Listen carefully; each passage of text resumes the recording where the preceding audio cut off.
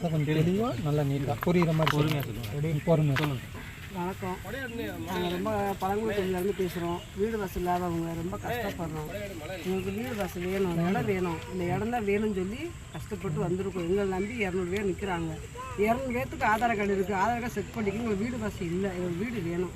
ரொம்ப கஷ்டப்பட்டு மழையிலையும் வெயிலையும் கஷ்டப்படுறதுக்கும் இன்னும் 6 5 பேர் 10 பஸ்ஸில் கிடக்காங்க.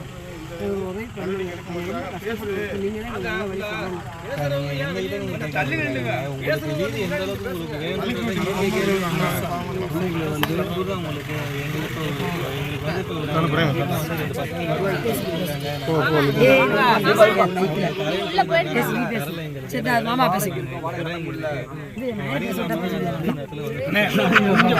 தள்ளி போட சொல்லுங்க. பின்னாடி